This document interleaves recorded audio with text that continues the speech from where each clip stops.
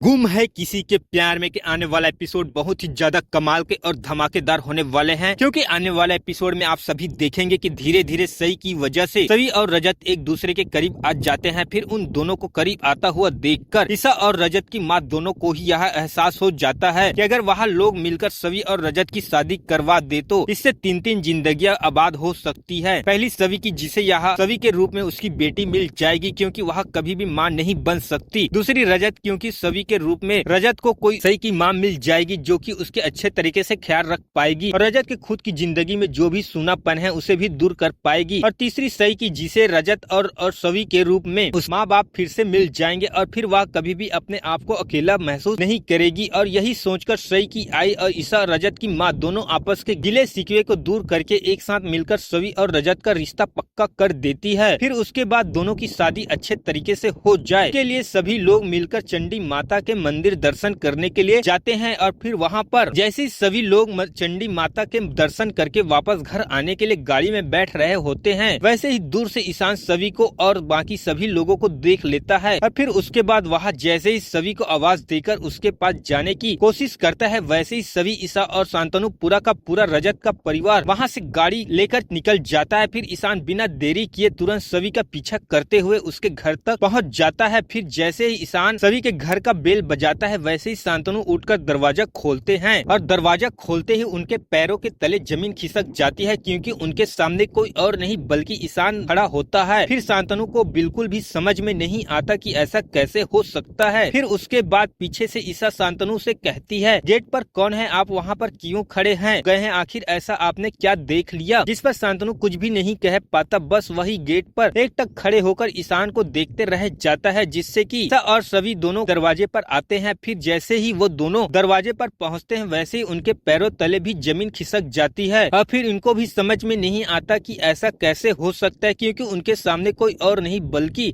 उनका बेटा सभी का पति ईशान खड़ा होता है। फिर उसके बाद कुछ मिनट तक वह लोग बस एकटक ईशान को देखते रह जाता है। फिर उसके बाद वह लोग ईशान को चौंकते हुए घर के अंदर लेकर आते हैं। फिर ईशान को देखकर रजत का परिवार भी उस वक्त सभी के घर में ही होता है, वो लोग भी पूरे तरीके से चौंक जाते हैं। फिर वह लोग सभी से पूछते हैं कि आखिर यह कौन है जिसे देखकर तुम सभी लोग तरीके से चौंक गए हो, जिस पर सभी कुछ भी नहीं कह पाती। और फिर उसके बाद बार बार रजत की माँ के पूछने के बाद ईसा उनके कहती है कि यह मेरा बेटा ईशान है, यानी कि सभी का पति। और ईसा के मुंह से इतना सुनते ही रजत की माँ पूरे तरीके से चौंक जाती है और उसे जरा सा भी समझ में नहीं आता कि यहाँ पर यह सब क्या हो रहा है। अभी कुछ देर पहले तक वहाँ सभी लोग मिलकर रजत और सभी की शादी अच्छे से हो जाए उसके लिए चंडी माता के मंदिर में प्रार्थना करने गए थे। वही अब कुछ देर बाद सभी का पहला पति ईशान वापस उसकी लाइफ में लौट आता है।